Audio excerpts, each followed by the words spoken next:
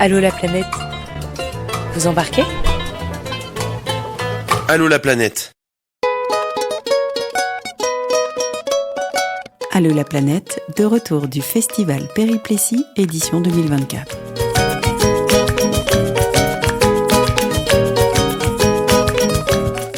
Daniel, tu dis un petit mot avant de commencer ? Chaque fois, tu nous dis un petit mot, alors vas-y. J'aime bien le regard. Bon, allez. Bonjour à tous.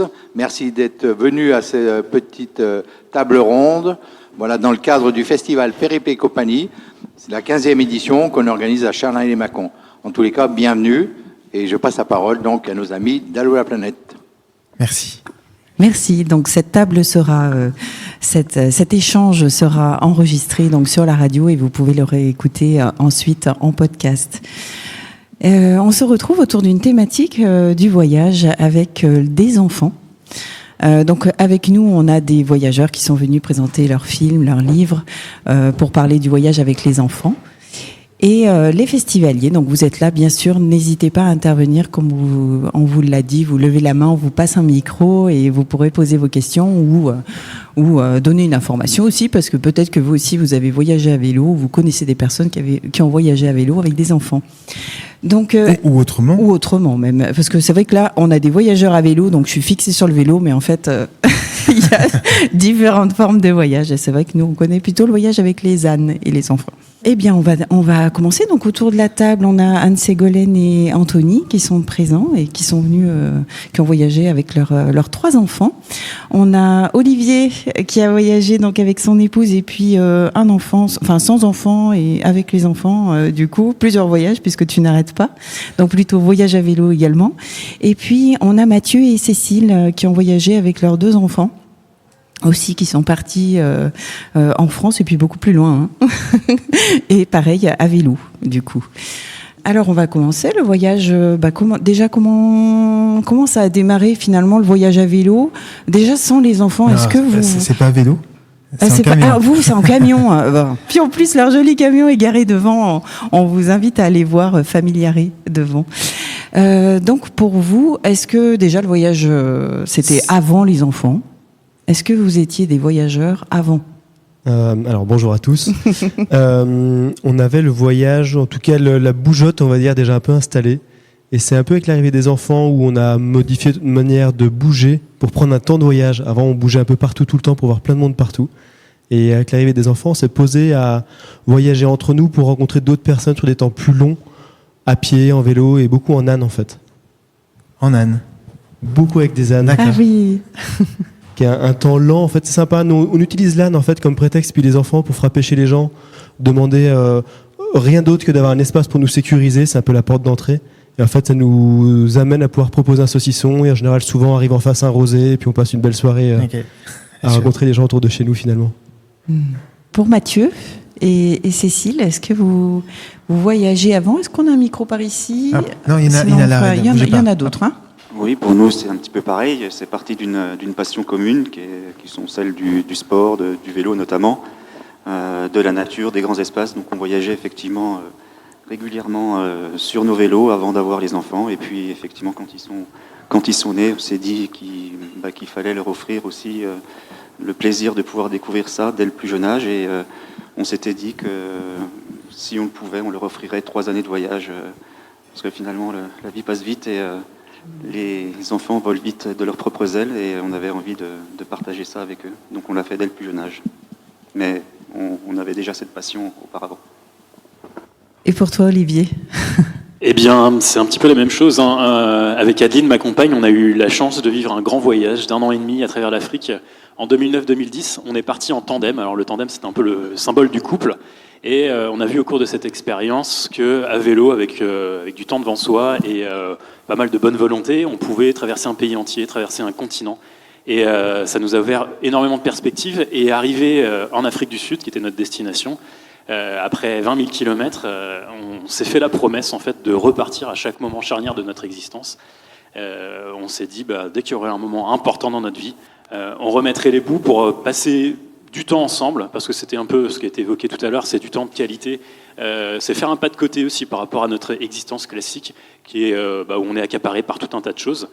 Et en 2015 est arrivé Axel, notre petit garçon, et quand il a eu 10 mois, eh bien, on a tenu notre promesse. On est parti en Amérique du Nord, traverser les montagnes rocheuses à vélo, tous les trois, pour se découvrir un peu tous les trois, essayer de retrouver un nouveau rythme dans des conditions un peu particulières et en bénéficiant surtout du temps de qualité pour pouvoir être le témoin de toutes ces premières fois, le voir apprendre à marcher, le voir prononcer ses premiers mots et tout ça. Alors comment s'est passée la préparation de ce premier voyage avec cet enfant et chacun d'entre vous, comment vous l'avez préparé, anticipé? Je suppose que il y a des changements qui sont opérés, peut-être des craintes aussi. Alors, on a beau avoir l'expérience de l'itinérance à vélo, en solo ou en couple, quand un enfant arrive, on se repose de nouvelles questions, forcément. La logistique va être différente sur le plan matériel, sur le plan de planification des étapes, sur la destination également. Si on avait choisi, nous, les États-Unis, pour notre premier voyage, c'est parce qu'on avait aussi ce filet de sécurité, entre guillemets, de se dire qu'il y avait un système de santé fiable et à proximité, même si on était dans des zones assez reculées. Et on savait qu'en 24-48 heures maximum, on pourrait être dans un dispensaire, un hôpital, si jamais un problème de santé survenait chez Axel, ce qui n'a heureusement pas été le cas. Et voilà, c'est des questions qu'on ne se pose pas forcément. On est plus responsable, hein, on est parents, donc c'est le cas quand on reste à la maison, mais c'est aussi le cas quand on part à l'aventure. Surtout que, forcément, quand on fait part de notre projet à notre entourage et qu'on nous dit quand on apprend qu'on va traverser les montagnes rocheuses avec un enfant de 10 mois, tout le monde nous regarde avec des yeux ronds en disant mais vous plaisantez, vous allez rester à la maison tranquillement dans votre canapé.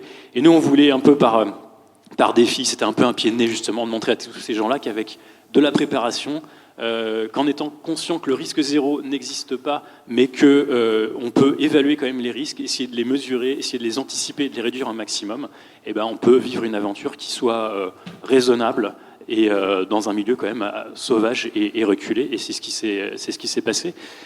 Donc on a pu vivre là pendant 1 an en total un périple un peu à l'écart du monde parfois, et avec notre petit enfant. Mais malgré tout, on n'a pas rencontré de problème, en tout cas pas de problème auquel on n'aurait pas été confronté en restant chez nous, quoi. Pour toi, Mathieu ? Oui, je dirais que l'inquiétude, elle est plus du côté de la famille, des grands-parents. Nous, de notre côté, on avait quelques craintes au niveau effectivement de la sécurité, parce que l'emprise d'un vélo plus une remorque, c'est pas la même que celle d'un vélo seul sur une route. Donc la préoccupation a toujours été d'essayer de s'extraire au maximum des zones urbanisées, des zones fréquentées pour pouvoir voyager, progresser en toute sécurité sur des petites routes, des petits chemins, des pistes principalement. Voilà, donc oui, il y a forcément quelques inquiétudes qui ne sont pas les mêmes que lorsqu'on voyage sans enfant, mais on fait le nécessaire pour que, d'un point de vue de la sécurité, de la santé, de tout un tas de choses, l'enfant puisse être en sécurité. Donc ça nécessite quand même d'anticiper toute cette logistique avant de partir, que vous ne faisiez peut-être pas ou peut-être beaucoup moins pour vous deux ? Oui, voilà, il faut partir avec effectivement une bonne trousse à pharmacie pour avoir vu le pédiatre avant, pour s'assurer qu'on ne fasse pas non plus n'importe quoi. Mais on n'a pas eu, je dirais, Cécile, tu me corriges si je me trompe, mais on n'a pas été particulièrement... C'était naturel finalement, on a poursuivi ce qu'on avait l'habitude de faire.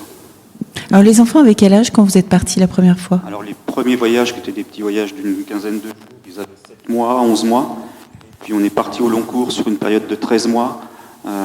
Ils ont fêté leurs 2 ans et leurs 4 ans pendant le voyage. Voilà. D'accord. Donc ils étaient tout petits. Et c'était où ? Alors on a fait un voyage en Europe occidentale, en Europe de l'Ouest et Europe du Sud, donc la France, l'Espagne, le Portugal, les îles Canaries, les îles de la Méditerranée, l'Italie, la Croatie, la Slovénie, l'Autriche, la République tchèque, l'Allemagne, Suisse, et on a fait une grande boucle de 12 000 km en partant de chez nous et en revenant chez nous.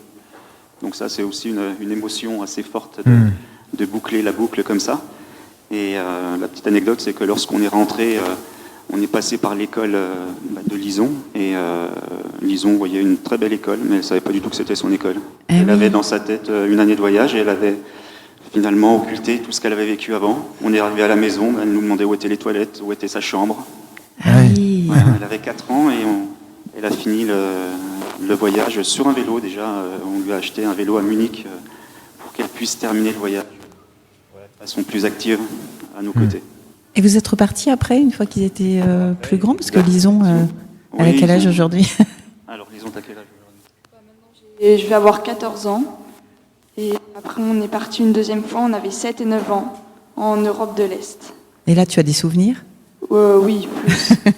Et sinon, on est aussi reparti l'année dernière, en Amérique du Sud. Ah, ils ont la graine, ça y est, qui est... Ça y est, Ils ont les bougeottes. c'est parti. Elle voyageait toute seule 4-5 jours avec un ami de 14 ans. Voilà, ils ont ça en eux. Et alors pour vous, comment ça s'est passé, Antonia de Ségolène, avant l'avant et l'après, du coup, cette L'avant, préparation? Nous, la question s'est posée à l'arrivée de notre troisième enfant. On était en sortie de Covid, on était en train de finir de rénover la maison. Et il y a eu 2 ans entre le moment où on s'est posé la question de « et finalement, pourquoi pas partir ?» La première fois où on s'est posé cette question-là, on était en août. On est parti 2 ans plus tard. Donc il y a eu 2 ans, il y a eu 6 mois de réflexion, de dire est-ce qu'on y va ou pas, pourquoi, comment, etc. Et puis il y a eu une longue réflexion sur, d'une part, qu'est-ce qu'on veut vivre là-bas, parce que partir c'est sympa, mais en fait il y a 1000 manières de partir qui sont toutes aussi bonnes les unes que les autres, mais quelle était celle qui nous intéressait nous? Et donc on a dit d'abord ce qu'on voulait pas faire. Donc on voulait pas faire du tourisme et on voulait pas faire d'humanitaire pur. Et donc quand on a enlevé le tourisme et l'humanitaire, ça enlève quand même une grosse partie des modes de pourquoi on part. Et donc on est revenu à un voyage qu'on a fait en 2018. On était 2 semaines au Chili pour aller rencontrer un centre humanitaire là-bas qui s'appelle Misericordia. Et on est revenu sur cette idée-là en disant mais finalement ce qui nous a nous beaucoup touché, beaucoup transformé, fait mûrir, c'était d'aller rencontrer les enfants fragiles qu'on a rencontrés dans les quartiers de la Pincoya. Et donc on s'est dit ni humanitaire ni tourisme, mais par contre rencontrer les gens et en particulier rencontrer les enfants, ce qui nous permet dans notre cheminement de nous mettre nous derrière nos enfants, de les laisser faire le chemin quelque part, aller rencontrer les enfants de leur âge et puis nous pouvoir les observer et comprendre les différences de prise en charge des enfants entre nous ici en France, en Europe, et la manière dont en Amérique du Sud, puisque c'est là où on a jeté notre dévolu, comment est-ce qu'en Amérique du Sud on a peut-être, c'était notre a priori, un peu plus conservé cette fibre humaine ou de la rencontre facile. Les enfants ont cette naïveté simple ou cette facilité de ne pas se poser de questions, de ne pas vouloir mal faire, et nous finalement on a peur de mal faire donc on ne fait pas. Et donc voilà, l'idée c'était de se dire on va partir en Amérique du Sud, plutôt en itinérance, pour aller voir les enfants, en passant un peu derrière les nôtres. Et puis on avait une frustration de ce premier voyage qu'on avait fait là sur quelques jours, quelques semaines au Chili, c'était de pouvoir transmettre, de pouvoir partager ce qu'on avait vécu là-bas. Et donc on s'est dit tiens, petit challenge, petit défi, en tout cas petite volonté de pouvoir retranscrire, partager cette richesse qu'on a là-bas. Et donc on s'est dit on va se former, on va faire un film de ce voyage. Donc voilà, on a rajouté les défis au fur et à mesure, en disant au départ on voulait faire un tour du monde, et puis finalement moins on fait de kilomètres, moins on a de coûts écologiques, coûts économiques, et puis plus on se rend libre de rester où on est bien. Donc au fil de la préparation, on a réduit énormément le trajet, en se disant finalement on va arriver à Carthagène au nord, et on va faire le moins de kilomètres possible pour aller en direction de l'Uruguay, si tant est qu'on va y ramener notre camion à la maison.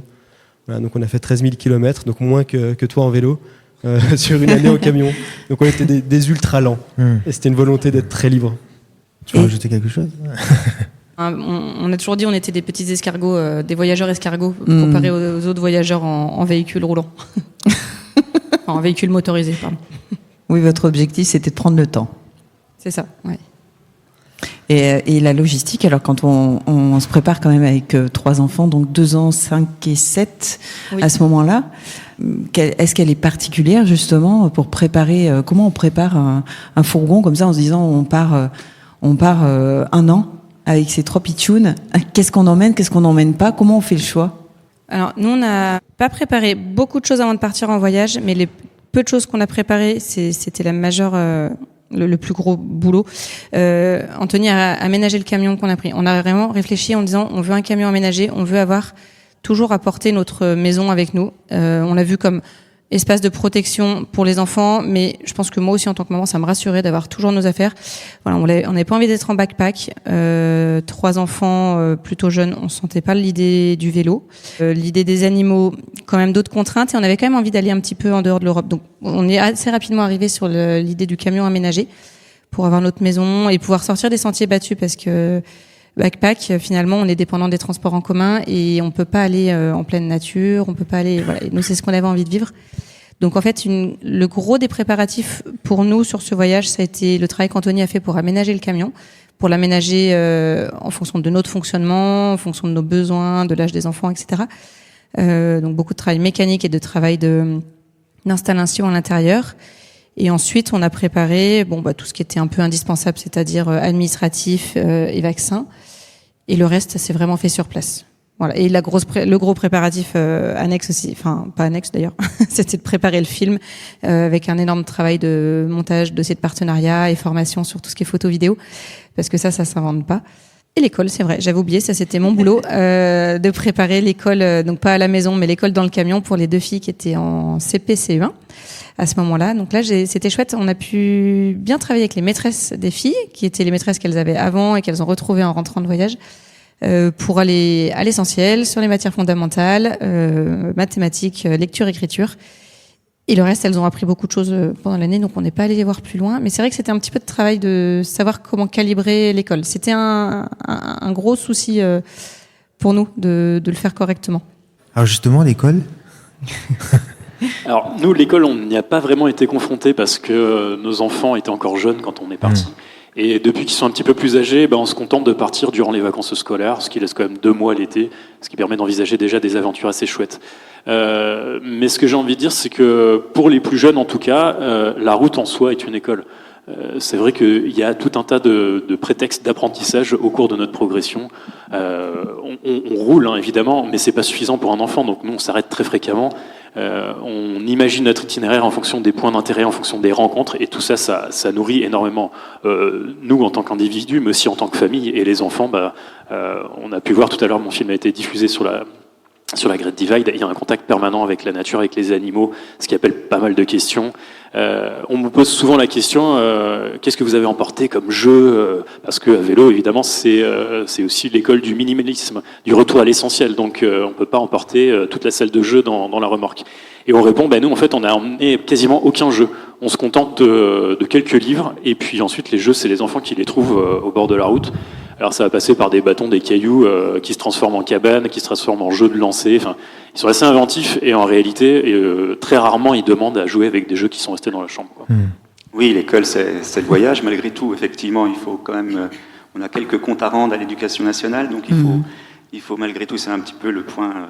voilà, c'est pas facile de faire travailler les enfants. Moi, je suis enseignant et le travail en voyageant, c'est compliqué.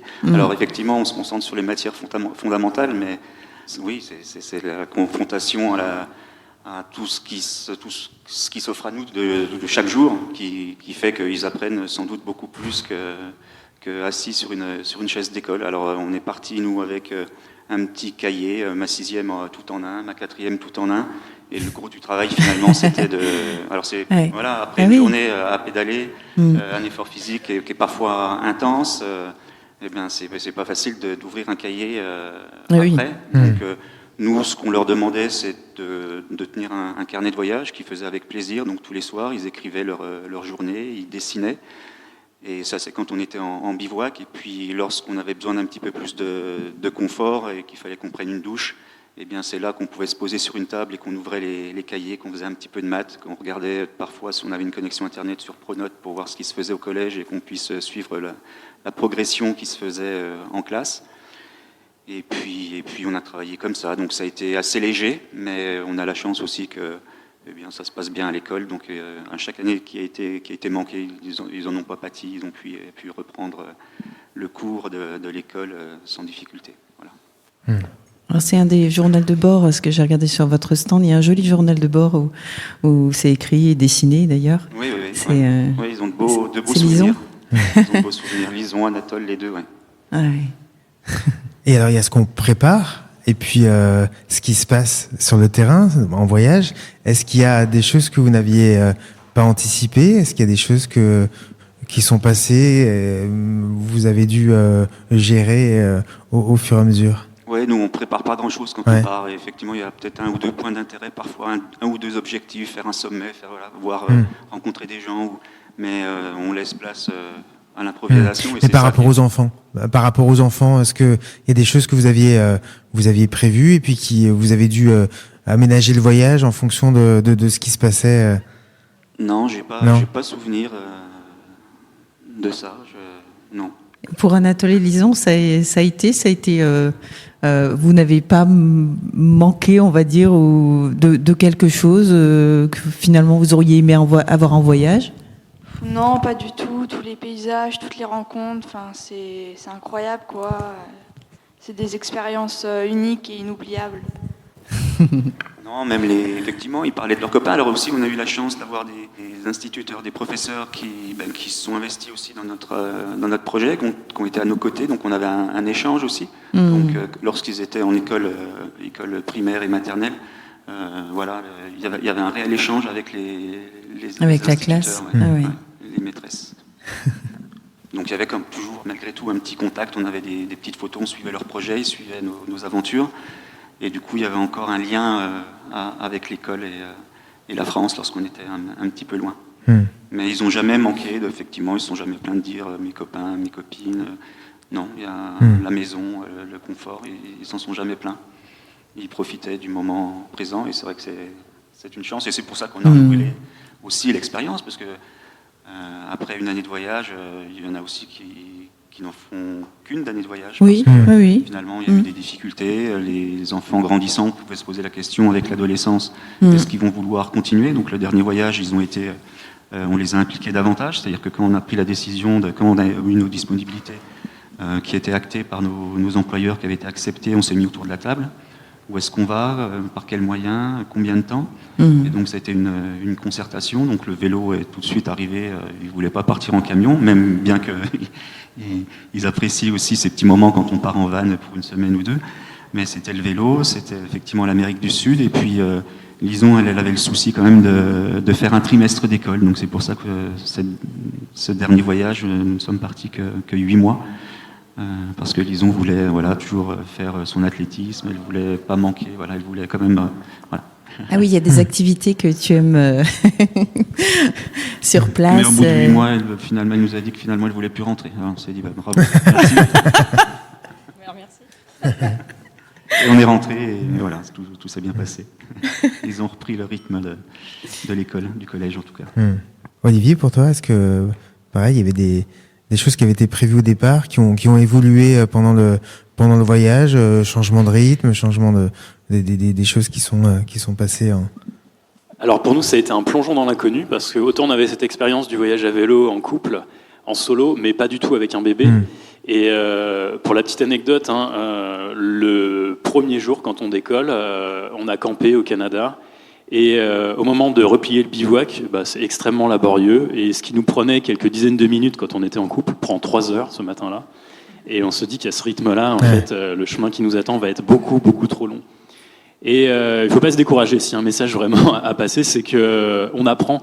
Et il y a une sorte de réflexe qui s'acquiert, d'habitude, qui font qu'on gagne du temps. Et à la fin du périple, en moins d'1 heure, on arrivait à tout replier. Mais parce qu'il y a la gestion du petit déjeuner, il y a la gestion des couches. Si par exemple les couches n'ont pas été suffisamment imperméables et qu'il y a une petite fuite, il faut faire sécher le linge. Donc il y a tout un tas de choses qu'on apprend sur le tas, en fait, qu'on découvre au fur et à mesure, et on essaye de s'adapter. De temps en temps, on met au point des petites astuces pour aller de plus en plus vite. Et tout ça, ça s'apprend sur le terrain. Et puis on a tous des approches différentes. Chacun place le curseur du confort, le curseur de l'engagement physique à des niveaux différents. Ce qui font qu'il y a des gens en fait, qui vont mettre 3 heures chaque matin à décoller, mais ça ne les dérange pas parce que en fait, pédaler 25-30 km dans la journée, c'est suffisant. Donc il ne faut vraiment pas se fixer des objectifs de kilométrage ou de temps passé à vélo, parce que tous ces impératifs-là, ça transforme en fait une expérience qui justement consiste à prendre le temps en course contre la montre. Et dans la plupart du temps, surtout quand on voyage avec des enfants, c'est vraiment pas l'objectif, quoi. Donc il faut pas se décourager, et puis au fur et à mesure on acquiert des réflexes. Le début est souvent un petit peu laborieux, mais c'est pas grave, on a le temps et c'est ça notre force, quoi. Et pour vous? Ouais.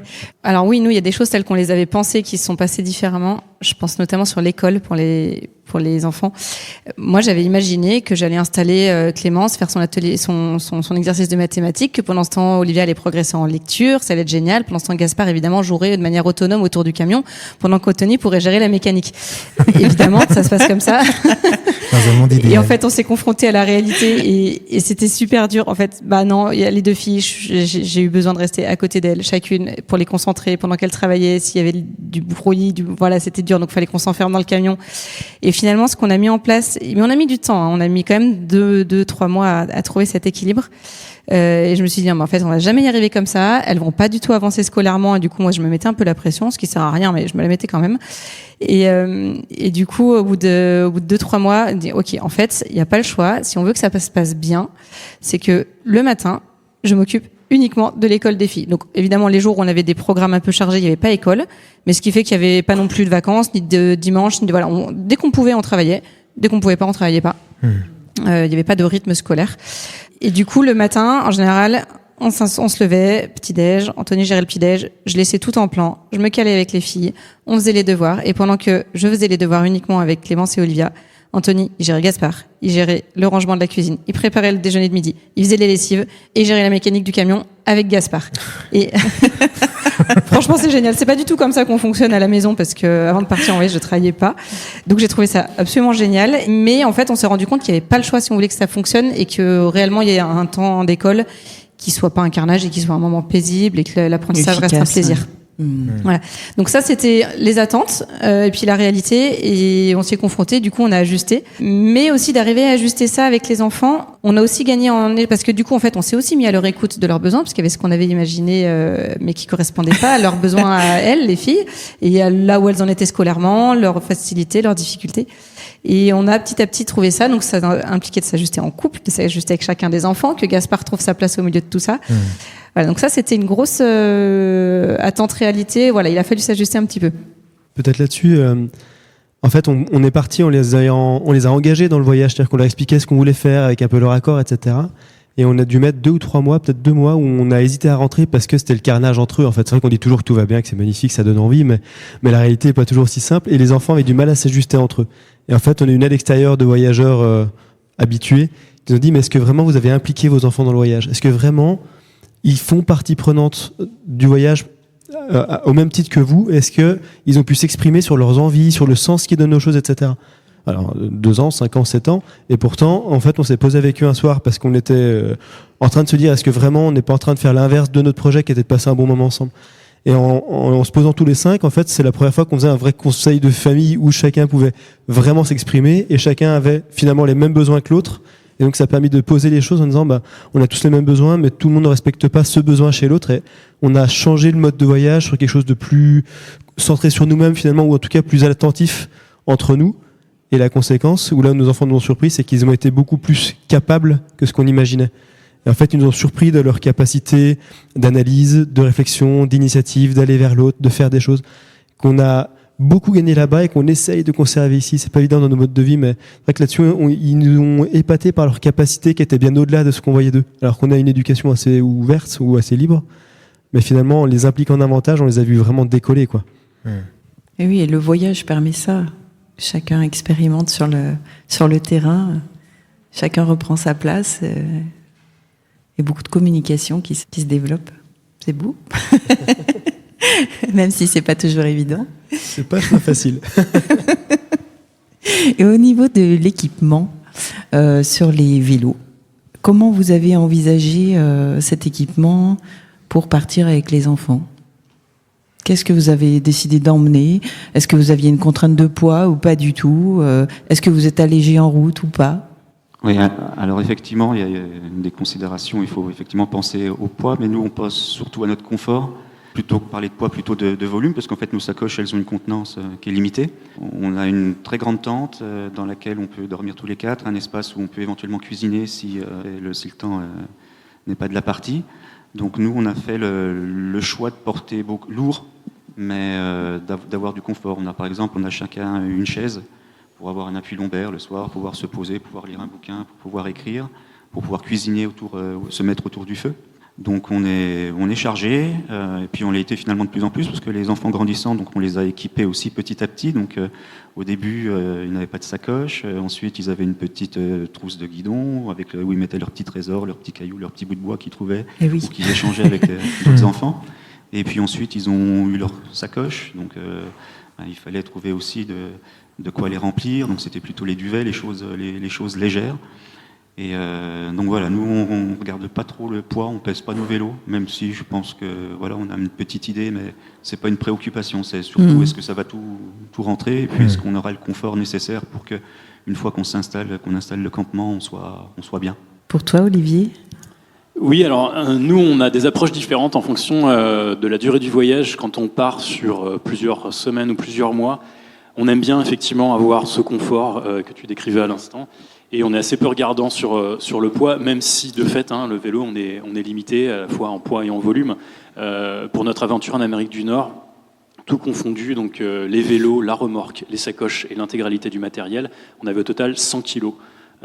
Donc répartis plus ou moins équitablement avec Adine.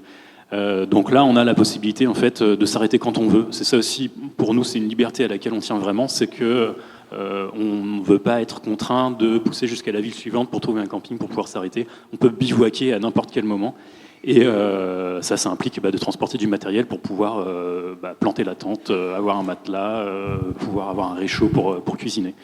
Inversement, quand on part sur des durées plus courtes, alors ça peut être sur un week-end, 3 ou 4 jours, en particulier à la belle saison, quand la fenêtre météo qui s'annonce est plutôt favorable, on a tendance à jouer la carte du minimalisme, et on emporte le moins possible, à tel point qu'on n'emporte plus de tente maintenant, quasiment plus jamais, et on bivouaque à la belle étoile, quand le temps le permet. On a toujours un tarp pour pouvoir s'abriter en cas de pluie, mais les enfants adorent, et ça permet de passer un moment vraiment très chouette en famille, c'est-à-dire que on s'endort sous la voûte étoilée, on regarde un petit peu les étoiles, il y a une dimension vraiment particulière, on appelle à la rêverie qui est assez unique.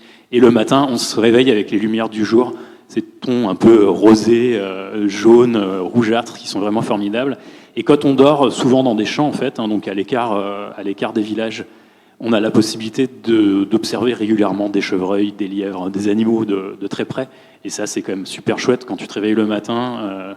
Tu vois les enfants qui ouvrent les yeux progressivement, qui se redressent, et puis tu as un chevreuil qui est en train de brouter à 30 mètres. C'est leur première image de la journée, tu sais que tu pars sur de bonnes bases pour ouvrir un moment chouette. Ouais. Je rajouterais qu'ils sont très demandeurs, effectivement. Si on peut ne pas monter la tente et juste poser les matelas et les duvets, c'est mieux.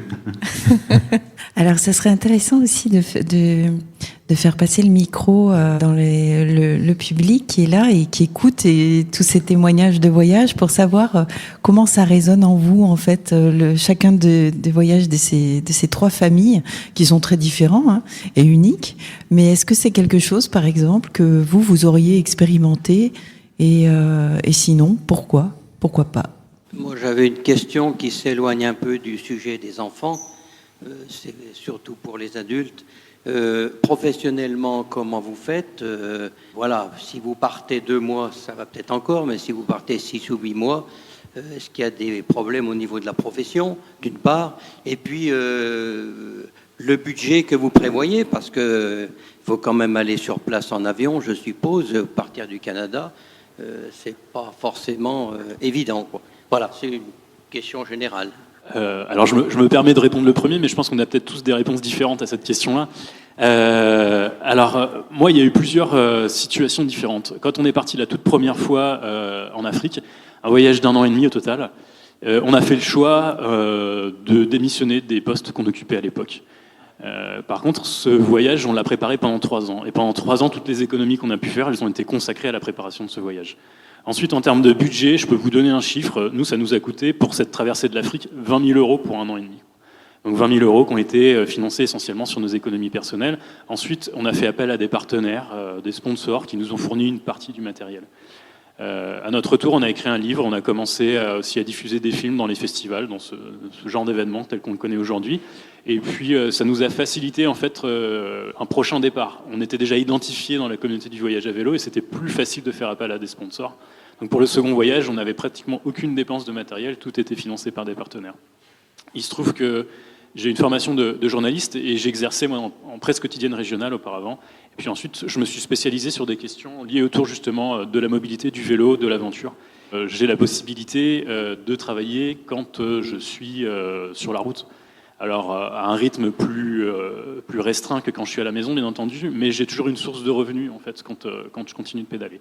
Donc, ce qui permet une certaine liberté de ce côté-là. Ma femme, elle, est assistante sociale, donc lors du second voyage, elle a profité de son congé parental et elle a pu partir pendant une année et avoir l'assurance de retrouver ensuite son emploi à son retour. Donc voilà un petit peu comment on procède. Et puis depuis maintenant, c'est vrai qu'on a refait un voyage de 3 mois en Scandinavie quand Julia, la petite sœur d'Axel, est arrivée. Et une fois encore, ma femme a profité de son congé parental. Mais sinon, on se contente de partir sur des durées plus réduites, donc sur 2 mois. Ou sur, voilà. Et là, on peut en négocier avec son employeur. Mais c'est quelque chose qui s'anticipe, qui se prépare. Et voilà comment on procède. Oui, de notre côté, donc, ce sont des congés sans solde qu'on demande, qui s'appellent des disponibilités quand on est fonctionnaire. Donc ça s'organise au préalable. Donc nous, on part sur nos économies. On n'a jamais fait appel à des sponsors, on n'a jamais cherché des financements. Donc voilà, ce sont des choix de vie. Donc là, on est parti en 10 ans, on est parti 3 ans. Donc ce sont donc 2, 3, 4 années de travail qui nous permettent d'avoir suffisamment d'argent pour voyager. Mais il faut savoir qu'une année de voyage, chaque voyage, on a dépensé, je dirais, mensuellement, il nous faut, avec entre 1000, maximum 1500 euros, à 4, on fait un beau voyage, on se nourrit, on se loge, on n'a pas besoin. Voilà. Après, effectivement, quand on part plus loin, il y a le billet d'avion, et puis ça dépend effectivement des pays, mais avec 1000 euros, on peut faire de belles choses à 4 à vélo. Donc finalement, on dépense moins d'argent que quand on est à la maison.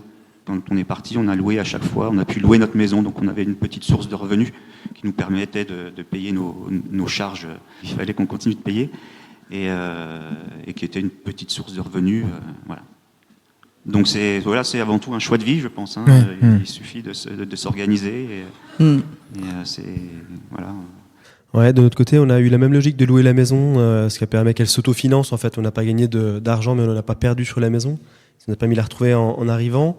Nous, on est dans le privé, du coup, c'est un congé parental qui a permis de partir. Donc, on pouvait prendre le congé jusqu'aux 3 ans de notre dernier enfant. Donc, on est parti, on a fêté ces 2 ans en arrivant là-bas et on a fait 10 mois et demi de voyage. Après, pour donner un chiffre, c'est vrai qu'on nous demande souvent ce chiffre-là. Nous, le repas moyen en Amérique du Sud, c'était 12,50 € pour manger par jour à 5. Et le gros pôle chez nous, c'est l'achat du camion, sa remise en état, son envoi et son retour en bateau, et puis nous, notre trajet aller-retour en avion. En fait, ça, c'est un énorme pôle dans notre projet, si ce n'est qu'aujourd'hui, c'est un patrimoine aussi, puisque notre camion, on l'a là et qu'on peut en profiter pour nos vacances. Donc voilà, ça donne quelques repères sur ce genre de voyage. Ouais. Puis, petite précision aussi, nous, sur le budget, il y a le film qui était quand même un sacré coup, parce qu'on s'est fait former et aider par des professionnels pour le monter. Anthony l'a commenté avec Loïc Terrier, qui est un photographe vidéaste qui est bien connu ici au festival. Et du coup, toute la partie film, on a réussi à la faire financer par des partenariats. On a eu des fondations qui nous ont suivis, des entreprises, et des particuliers.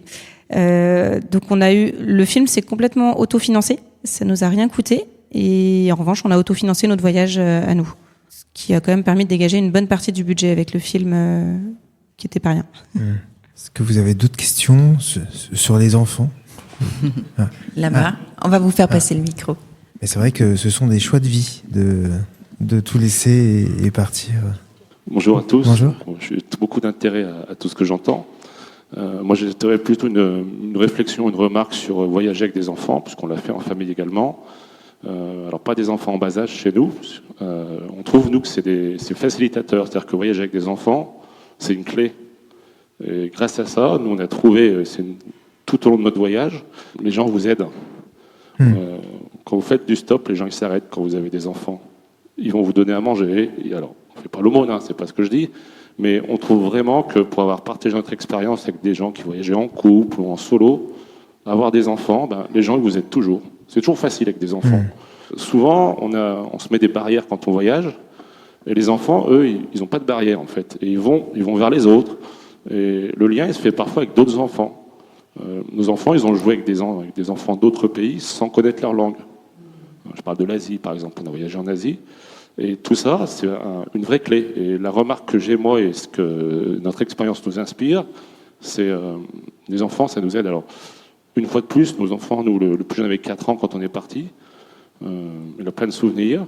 On retrouve beaucoup ça nous fait écho, là, tout ce qu'on entend. Notre enfant, par exemple, il jouait avec ses mains, lui. Il n'a pas besoin de jouer. Avec ses mains, il faisait des avions. Voyager, alors, nous, on n'a pas utilisé de vélo. On était en sac à dos. Donc, on passe beaucoup de temps dans les transports. Mais il ne s'ennuyait jamais. Voilà. Mais c'est vraiment la remarque que j'ai, c'est vraiment ce côté clé et facilitateur de voyage.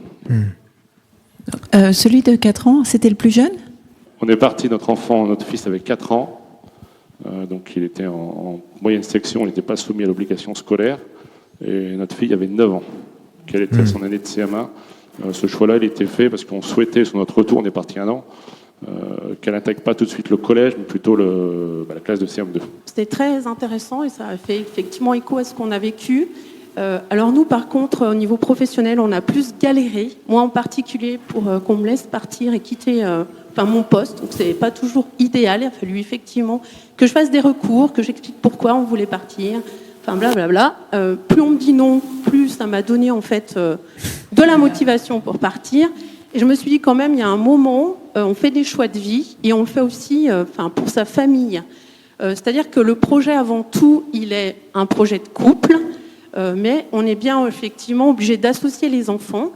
Alors notre fils, il avait 4 ans. Quand on a expliqué à nos enfants, eh bien en fait, on va partir faire un tour du monde. Notre fils nous a dit, moi je veux pas aller où vous dites, moi je veux aller à Disneyland. Alors effectivement, c'était un peu différent, c'était pas le même esprit. Mais effectivement, avec des enfants, ça ouvre beaucoup de portes. Alors nous, on est partis en voyage il y a 7 ans. Donc nos enfants ont aujourd'hui 13 ans et 18 ans. C'est encore c'est présent dans notre quotidien. Souvent, ça fait écho quand ils voient des choses à la télé, des reportages. Ils disent « Ah oui, là, nous, on y est allés. » Et en fait, même à 4 ans, il se souvient. Enfin, notre fils, il a des souvenirs. Et en fait, on a demandé à chacun de nos enfants, au retour, parce que nous, on n'a pas fait de film. On avait un blog pour que notre entourage puisse suivre notre voyage. On a beaucoup aussi été en lien avec l'école. Donc, les maîtresses nous ont dit merci parce que nous, on a travaillé le monde grâce à votre famille. Notre fille, qui était en CM1, fait des visios régulières avec ses camarades pour expliquer dans quel pays on était, c'était quoi l'alimentation, c'était quoi la langue, c'était quoi la monnaie. Donc, c'était enrichissant pour tout le monde. Et effectivement, par contre, nous, l'école, ça a été la galère. On ne vous cache pas. Alors, notre fils de 4 ans, en maternelle, il faisait des dessins sur la plage, on cotait les cailloux, on cotait les phoques, voilà. Pour notre fille, c'était beaucoup plus compliqué, puisqu'elle était restée inscrite dans son école, dans sa classe, et on avait, pareil, on était très motivés, tout va bien se passer. Elle était inscrite par correspondance avec le CNED. Donc on n'a pas pu partir avec tous les cours parce qu'on a voyagé avec 40 kilos à 4 de bagages. Donc ça, c'était trop lourd. Donc en fait, on nous envoyait, la famille nous envoyait les pages du CNED au fur et à mesure qu'on avançait dans le programme. Mais en fait, le CNED, il faut une connexion, il faut imprimer, il faut dessiner. Nous, on n'avait rien de tout ça. Donc on a adapté. Notre fille l'a très mal vécu, c'est-à-dire elle a dit mais pourquoi moi je travaille à l'école en fait et mon petit frère il fait rien et vous travaillez pas. Alors donc au début on s'est obstiné, on a voulu être rigoureux en se disant tous les matins on prendra 1 heure pour travailler. Ça devenait la galère, ça devenait conflictuel. Donc on a dit on va pas gâcher le voyage avec l'école en fait. Et puis on a lâché. En fait, au début, on a essayé de renvoyer les devoirs. On trouvait dans une auberge de jeunesse une connexion Internet qui fonctionnait 1 fois sur 2 parce qu'on était au fin fond de la Pampa. Et on a renvoyé, puis après, on a abandonné, en fait. Et puis finalement, nous, ça fait 7 ans qu'on est rentrés. Notre fille, elle est en terminale maintenant. Alors oui, elle n'a pas fait le programme. Alors oui, il y a quelques fragilités parfois, parce qu'il y a des notions qu'on n'a pas abordées. Les probabilités en maths, on n'avait pas fait. Voilà. Mais en fait, là, on se rend compte quand même que ça laisse des traces. Nos enfants, ils adorent la géographie. Ma fille, elle adore la géopolitique. Ils adorent les langues. Voilà, c'est vraiment une ouverture aussi sur l'école. Et je crois que, sans regret, parce que moi, j'étais très stressée en me disant, oh là là, ils vont pas avoir fait. Ma fille, elle va pas avoir fait le programme. Elle va refaire 1 année. Pas du tout, quoi. Et effectivement, le voyage, les enfants apprennent beaucoup. Ils sont dans la relation et ne parlent. Alors par contre, ce qu'on a vraiment déploré, c'est que nos enfants, ils parlent pas anglais en fait, et qu'on a fait un trek au Népal, on est monté à 1500 mètres d'altitude, on a visité une école. Là-bas, il n'y a pas d'électricité dans l'école, il n'y a pas d'ordinateur, et tous les enfants parlent anglais. Et il y avait les deux petits qui comprenaient rien à ce qu'on leur racontait. Voilà. Donc, les enfants, ça ouvre beaucoup de portes, effectivement, parce qu'ils ne parlaient pas anglais, ils parlaient aucune langue. Et en fait, on avait un ballon, vous savez, qui était aplati, qu'ils avaient dans leur sac à dos, et ils le sortaient, et il y avait toujours d'autres enfants qui venaient, et ça crée des liens au-delà de la barrière de la langue, et ça, c'est vraiment très, très chouette, en fait. Alors, on pourrait parler des heures quand on a voyagé. Merci pour votre témoignage. J'en profite pour rebondir sur la question, on parle de l'obligation scolaire. Alors, nous, on a un petit peu creusé le sujet en partant. Je parle sous couvert des enseignants présents. Mais en fait, du moment qu'on quitte le territoire français, c'est quand même quelque chose à savoir, on n'a pas d'obligation de scolarisation des enfants. En fait, sur le territoire français, on a une obligation d'instruction et non pas de scolarisation. Mais dès qu'on sort du territoire français, on n'est plus soumis à la loi française. Donc, si on veut partir 1 an et ne pas scolariser nos enfants, on peut. Donc, en fait, c'est un choix qu'on fait. Nous, le choix qu'on a fait, c'était, on veut pas qu'ils refassent une année en rentrant d'école. Ils vont être en décalage avec leurs amis. Ils vont être en décalage déjà probablement de maturité après l'expérience du voyage. Le but, c'est qu'ils se retrouvent pas aussi avec des plus petits. Donc, on avance pour pas que ce soit une année blanche au niveau scolaire. Mais l'obligation, elle n'est pas là. Donc en fait, on n'est pas obligé, par exemple, de s'abonner au cours du CNED, qui, effectivement, à mon sens, et des réflexions qu'on a eues, et ce que vous dites, ça le conforte, ça correspond pas à un mode de voyage. Les CNED, c'est pour un enfant qui est pas itinérant, en fait, que les parents scolarisent chez lui, pourquoi pas, parce que c'est un choix. Mais l'école, on peut choisir plein de supports différents pour le faire. Ça peut être se baser sur un ouvrage scolaire qui reprend le programme de l'année qui est suivie. Ça peut être, nous, c'est une école Montessori, donc les maîtresses nous ont orientés pour que ça corresponde à la pédagogie que les filles ont reprise en rentrant. Mais on n'est pas dans de l'obligation scolaire. En fait, ça nous a vachement détendu quand on a creusé le sujet. Et on s'est dit, OK, en fait, c'est notre responsabilité de parents de se poser les questions de qu'est-ce qu'on veut apprendre à nos enfants. Mais il n'y a pas de cadre légal il n'y a rien qui cadre ça au niveau légal, en fait. Oui, ça c'est bien de le partager parce que je pense que plusieurs familles, c'est quand même on se rend compte à quel point ça peut être un poids et une pression justement de maintenir cette école. Et beaucoup de familles, en voyant d'autres partir, se posent la question, alors il y a ceux qui pensent, mais ils sont inconscients, et l'école, comment ça va se passer? Moi, je pourrais pas faire école à mes enfants, par exemple, je suis pas patiente, comment ça se passe? Il y a des obligations, enfin, je pense que c'est vraiment important de resituer ça. Et nous, on a vu beaucoup de familles qui finalement ont eu un voyage très compliqué parce qu'ils passaient de point Wi-Fi en point Wi-Fi parce qu'il fallait remettre le bonjour à la bonne heure, sinon le gamin avait pas son évaluation. Et en fait, ils ont passé un voyage à se torturer l'esprit à cause de l'école et on les a vus en cours de voyage où c'était un sujet très compliqué. En fait, les devoirs étaient forcément lourds avec des sujets très crispants et voilà. On fait pas tout ça pour partir à l'autre bout du monde, pour finalement se faire des checks de Wi-Fi pour renvoyer des choses en France. C'était pas, en tout cas, c'était pas l'idée qu'on avait nous. Mais pour rebondir, voyager avec des enfants, c'est quelque part leur imposer un petit peu parce que c'est pas forcément leur choix à eux. Et ensuite, on se rend compte qu'ils sont très contents, mais c'est vrai que nous, on était un petit peu soucieux de leur faire perdre leur niveau scolaire. Alors, pas pour le petit, bien évidemment. On ne voulait pas leur sacrifier une année. Voilà. Et c'est vrai que si le CNED nous semblait le plus adapté avant de partir, bien évidemment, quand on a tout abandonné, tout s'est bien passé.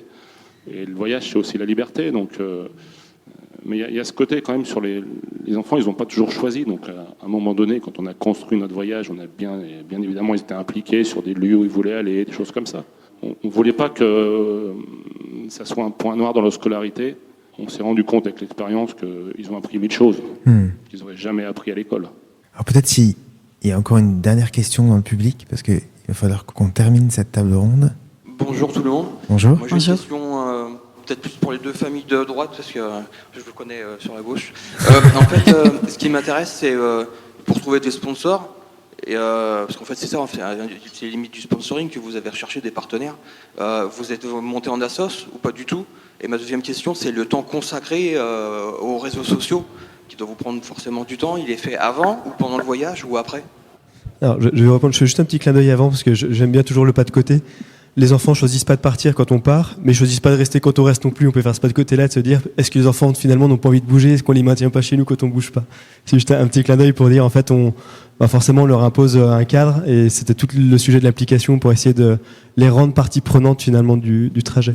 Alors oui, nous, on s'est monté en association pour aller chercher des fonds et pour porter notre projet. Et en fait, on a eu la chance d'avoir une fondation, la Fondation Saint-Irénée à Lyon, qui a été la première structure qu'on a rencontrée, qui a cru à notre projet, qui a cru qu'en fait, on ne cherchait pas à financer notre parcours, mais à financer le fruit de notre parcours, qu'on était autonome financièrement sur ce qu'on faisait en voyage, et qu'on avait besoin de fonds, par contre, pour faire vivre un film et le partager. Et donc, c'est une fondation qui nous a subventionnés, mais qui a aussi reçu les dons pour nous les reverser, ce qui a permis de bénéficier de leur intérêt général, de leur utilité publique, et donc de pouvoir soulager fiscalement les dons qui nous étaient faits. Et du coup, le fait d'avoir une fondation qui, la première, a cru au fond du projet, ça a permis de faciliter en tout cas la démarche pour y avoir des entreprises ou des particuliers qui pouvaient faire un don auprès d'une fondation connue, reconnue, et du coup, ça rassure. Et il y a un effet boule de neige, un premier partenaire donne confiance au deuxième, et puis comme il y en a deux, le troisième y croit aussi, et donc on a bénéficié de cet élan-là qui nous a permis de prendre en charge complètement la partie film et photo. Et après, en termes de temps, comme on l'a compris, nous on n'est pas très réseaux sociaux, on n'est pas très point Wi-Fi, mais on avait besoin de créer une petite communauté autour du projet. Et du coup, ce qu'on a fait, c'est que régulièrement, on se posait le soir dans notre camion une fois que les enfants dormaient pour écrire un peu au kilomètre les jours passés, chercher les photos qui correspondaient. On envoyait ça quand on trouvait un point Wi-Fi le jour où il arrivait, on cherchait pas spécialement. On envoyait tout ça à une copine, merci Laura, qui elle reprenait ça et les republiait, alors des fois avec 2 semaines, 3 semaines d'écart. Il y avait toujours un décalage entre ce qu'on vivait et ce qui était publié. Finalement, peu importe. Et nous, ça nous a permis de pas chercher des points ou pas regarder les commentaires ou est-ce que c'est vu ou pas vu. On écrivait l'histoire, on l'envoyait. En fait, on perdait la main dessus, ça nous allait très bien. Et par contre, on a monté une équipe autour de nous pour nous aider, pour faire notre affiche avec une dessinatrice, pour faire du montage avec Loïc et pour nous former. On a un partenaire qui nous a fourni tout le matériel. Il y a eu 10 000 € de matériel quand même qu'on a emmené pour photo-vidéo. Donc on nous a prêté, qu'on a rendu. Alors voilà, on a toute une équipe autour de nous qui nous ont aidés à ce que nous on vive notre projet finalement et que le reste soit un peu soulagé. On recommande, c'est une bonne idée. S'il y a une toute dernière question, sinon on va rendre l'antenne. Eh ben merci. Merci à tous d'avoir participé. Merci aux intervenants. Et puis donc vous pouvez retrouver le film qui sera diffusé donc cet après-midi d'Anthony et Anne Ségolène. On va rappeler De l'amour à la dignité. Cet après-midi donc. Et puis Olivier aussi, ton second film sur la fin de la journée. À 17h30. Ben voilà, vous savez tout. Et on vous retrouve tous les 3, tous les 6, 7, 8 dans le hall et dans la partie exposition pour vos livres, pour découvrir vos livres et photos. Voilà. Exactement. Merci à tous. Merci à vous. Merci. Allô la planète, vous embarquez ? Allô la planète. Allô la planète, de retour du festival Périplessis édition 2024.